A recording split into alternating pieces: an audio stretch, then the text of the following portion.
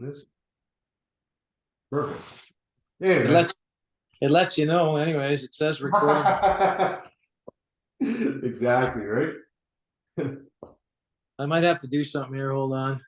Oh yeah, it might be like an Yeah, authentication. I had just have to click got it or leave meeting. Fuck you, I'm out of here.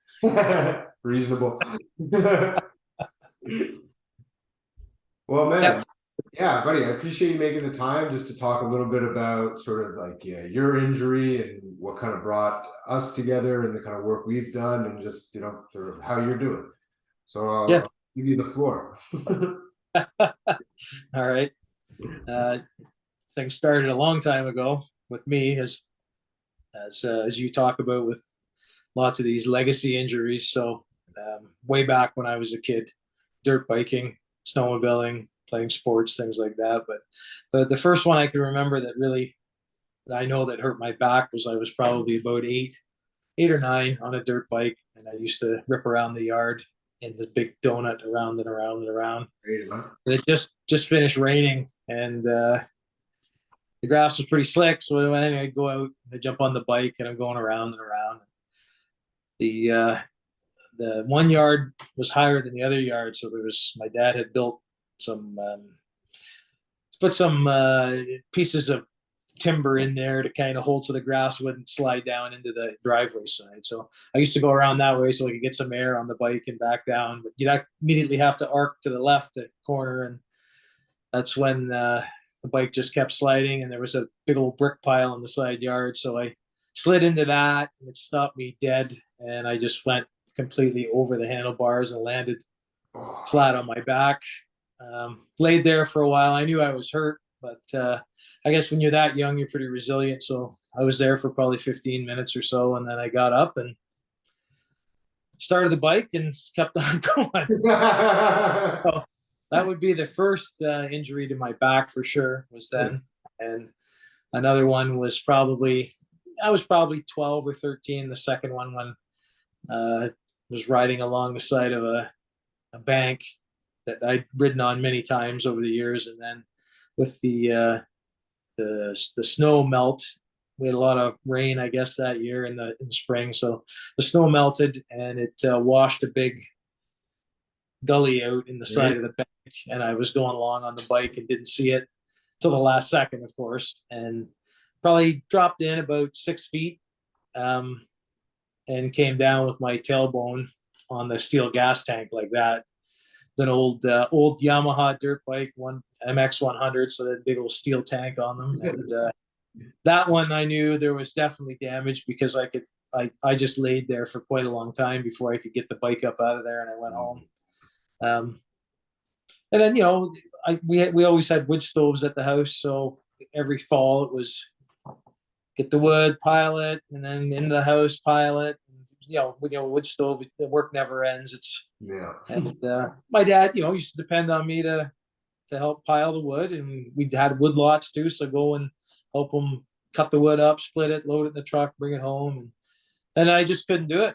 And I was like 14, and he thought I was just being a lazy 14-year-old kid. So my mom finally said to him, "No, there's something wrong with him. I mean, he's in pain. You can see he's in pain." So we went up to the hospital. I didn't go to the hospital, made an appointment with our family doctor in town, and he sent me for x-rays.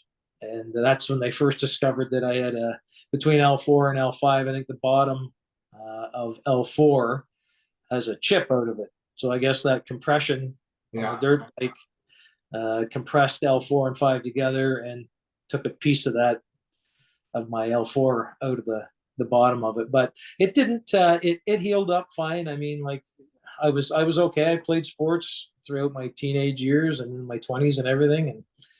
But the older you get, and wear and tear, used to operate heavy equipment, so I was always getting bounced around, and my neck started bugging me. And I got into the plumbing trade 20 years ago. So crawling around, digging, just up and down ladders, steps, everyday work. And about 5 years ago, started to notice that my lower right side just always felt like it was locked up. Like it wasn't that. I thought it was my hip. It just wasn't. Nothing was moving down there. And you just deal with it. Exactly. just you get up and you go to work every day and you deal with it. There's Advil and Aleve and Tylenol and whatever. So I'd see a chiropractor regularly. I started seeing him probably 25 years ago or so, just for my neck when I was operating the heavy equipment. And that got me by. It was doing all right. But I just found that the chiropractic eventually wasn't doing anything for me because now working with you, I've learned how tight things were and how things were locked up. He's adjusting me and I'm going pop, pop, and then it's just pulling me right back within probably hours. So I found an inversion table really helped me for the last 10 years. But anyways, 5 years ago, things really got just feeling that, like we've talked about, that shearing sensation in that lower right side. And just knew things weren't right. But like I said, you get up, you go to work, you just deal with it. And then last year in August, which I turned 49, the middle of August, at the beginning of August, I started feeling the sciatic like pain down my left side, which has never been a problem. It's always my right side's been my problem. But the left side just finally had enough as well. And I think, like you said, been doing the majority of the work for all these years, compensating for the weakened right side. So, yeah, bad sciatic down the left leg, all the way down under the foot, right to the toes, like screaming pain. I had to get out of the vehicle. The first week it was going on. I couldn't drive 2-3 minutes. I'd have to get out. I was like screaming in pain. Yeah. So I went online, like everybody does nowadays, and Googled exercises for sciatica, and I did a bunch of exercising, and I got it loosened up, not too bad. And I decided maybe it's time to go back and see the chiropractor. I haven't seen him in about 10 years. The inversion table wasn't doing anything. I knew that. So I went, and he adjusted me a bunch of times, and I felt pretty good. And by October, I was feeling pretty good. And but I'd been living on Advil every day, 2 in the morning, 2 in the afternoon, 2 before you go to bed. So 6 a day type thing, extra strength gel caps. And then I talked to the doctor a little bit about my back, and he said, well, get off the Advil, go to Aleve. You don't have to take as many of them, obviously, but it's a lot easier. Still not the answer, right? You're just blocking the pain. So, anyways, it was the Friday morning of Thanksgiving last year, 2021. Get up, and I felt the best I'd felt in a long time. I didn't feel that shearing in the morning. I felt like I was fairly lucid. Everything was moving, and I was brushing my teeth, and I looked, and I'm like, well, am I taking Advil today or not? Because it's just something I'd been doing for like a year, probably at that point. Yeah, just a bit. And I thought, I'll take, what the hell, I'll take 2 Advil just to be sure. And it's just the way that when I took the water to drink and swallow the Advil down, it went down the wrong way, and it made me cough really hard. And pop, pop, pop. I could hear my back literally popping out of place. So I knew I was in, and then I was twisted over, and I couldn't stand upright. And yeah. So I knew, I was like, oh, here we go. So I went to my chiropractor, and he adjusted me, and he shouldn't have, obviously. I was really twisted up and locked up. So, and that was it. I couldn't, I was on the floor for weeks. I could get up and go to the bathroom, but by the time I came back out, I had to get back on the floor. It was the only relief I could get was laying on a hard floor, flat on my back, and not move. So I was like that for a few weeks. And I called, first thing I did was call the doctor and said, look, this is what's going on. Like, we need to look into this further with X-ray, MRI. Like, we got to understand what's happening in my back and see if there's anything we can do. So I'm just gonna get a notification here. I want to get it off the phone. There we go. He sent me for X-ray, and the X-rays just don't get in there as deep and really show what's going on. So he said, yeah, things are a little bit twisted up, but everything, you've got the degeneration there of a few discs. And I said, well, I think I need to get an MRI. And he said he agreed. So I got lucky and I got on the down in Aurelia, and they called me and asked if I could be on a cancellation list, which, I'm self-employed, so I said I can be there within an hour or so if you let me know anytime. And I got lucky, and there was a cancellation, within a few weeks. So I got down there at the beginning of December, and had the MRI and waited for the results, and they sent them to me. And I'm no doctor, but just looking at my own back and how things were twisted and curved and just looked like things were missing to me. Anyways, and you Google what a healthy spine looks like, and I'm kind of looking at this and looking at this, going, "Oh, this is bad." And yeah, and luckily your mom is a customer of mine, and so she talked to you and said Geoff really needs some help. So you reached out, and we started working together. I think beginning of January. Yeah, be around that. Yeah, sometime right around the beginning of January. And yeah, within a few sessions, started feeling better for sure. And like, just you know exactly what to look for, and how to work those exercises, and and at that time you were here in our hometown here before you moved there, so we actually got a few manual sessions in. But you got set up out there in Vancouver, and we just kept working together with these Zoom calls. And yeah, you've been a lifesaver for me. Like, I was used to the shape I was in. I was in bad shape. The doctors, he said, we should look at surgery, and I said, I'm not having surgery on my back unless it's absolutely necessary, because I've heard horror stories about that over the years. So he just said, well, let's set you up with a consult anyways. With COVID, it could take a year before you even get to speak to someone. And I had been working with you for about a month already. And the surgeon called me from St. Mike's, and we had a conversation, and he said there was nothing he could do surgically with my back anyways, because there's things missing, and it's just degeneration. You're missing discs.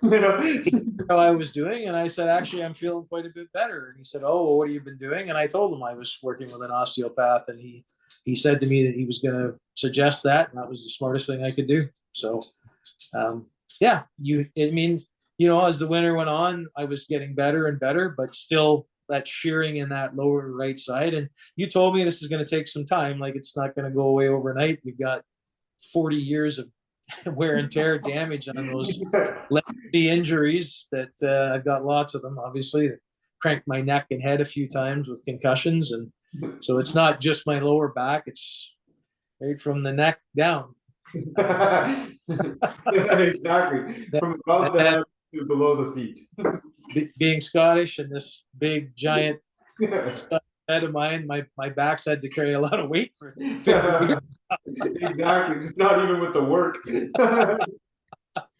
So yeah, I had a bit of a setback in August, or I think it was July.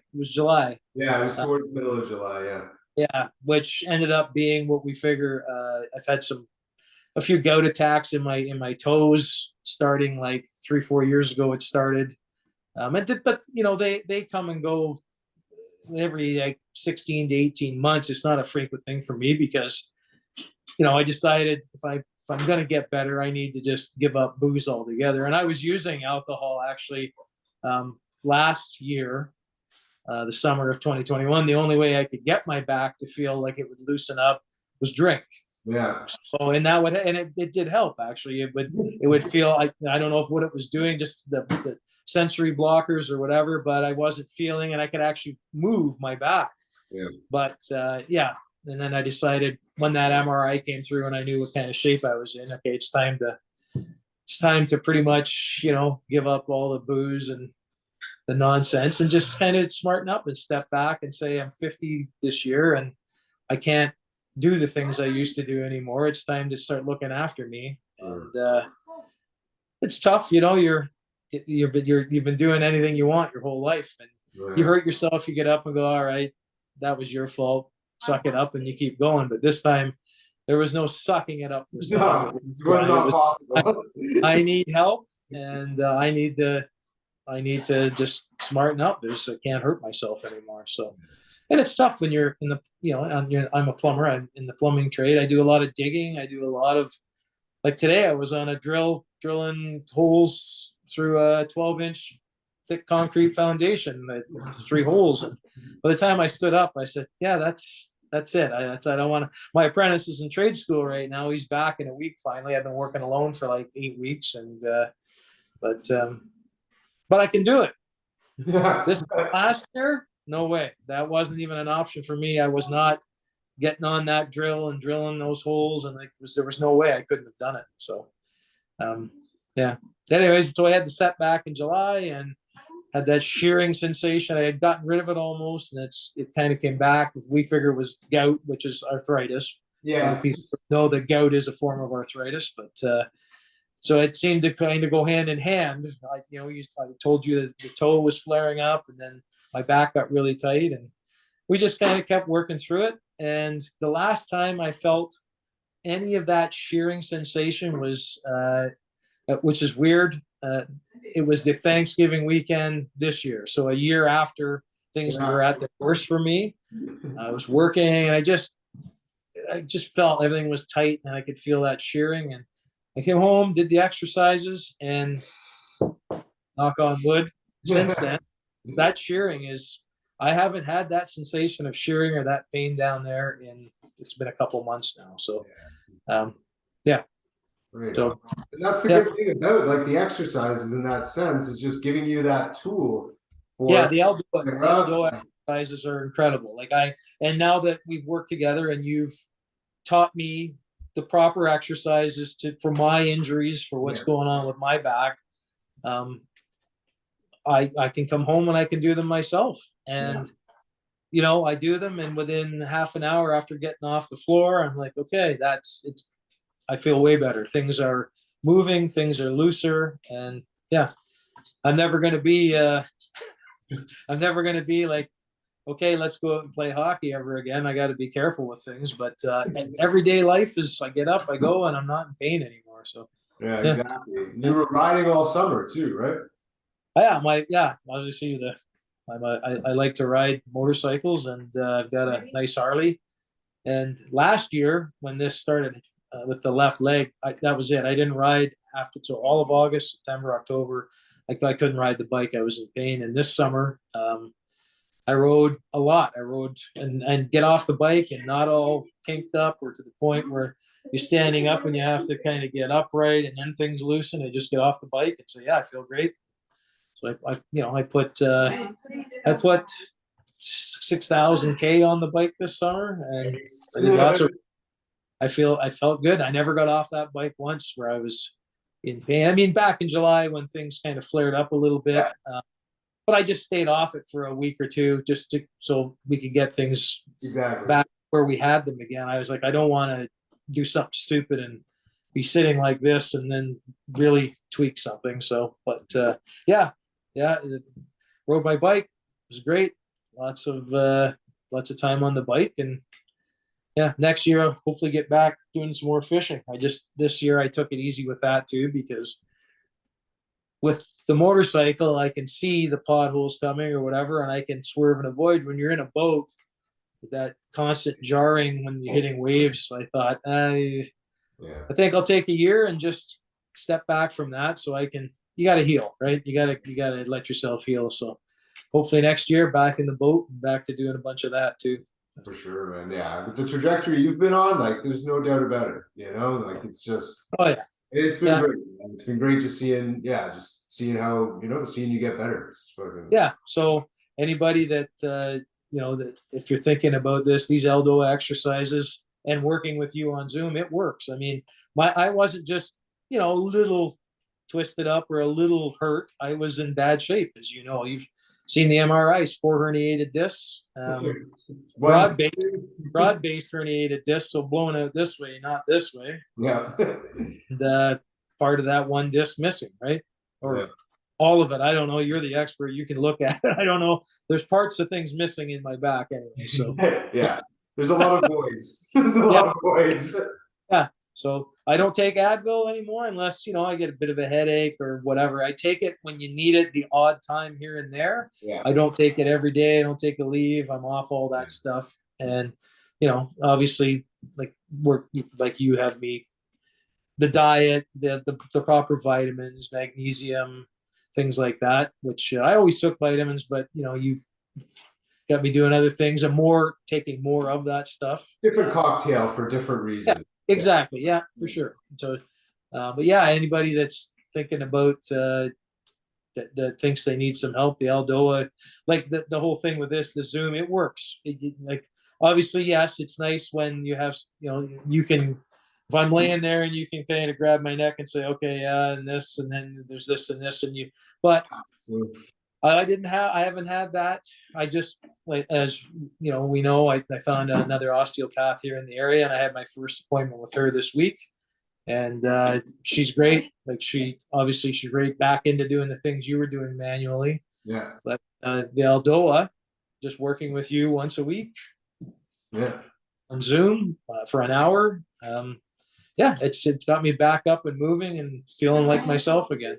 Yeah, man. Yeah, it's man. It's been a great. It's just like I said. It's been great to see just you progress. It's like it's fucking. Yeah, for sure, and that's good. That's because of you and your expertise and knowing how to work things to get me back up and moving again. So again, you've saved my life, because I don't know if I like the doctor was even saying, you may have to consider a different trade or something else for work. And what do you do when I'm pushing? I was turning 50 years old, and I'm like, what? Like, well, I'm just going to go back to school and I'm going to sit here type, like sitting. So I can't sit for long periods of time. That's actually the worst thing for my back, is sitting in like a chair. So I'm the guy. I got to be up and moving, and that's how I have to work. That's what I have to do. Yeah. So, yeah. Yeah, man.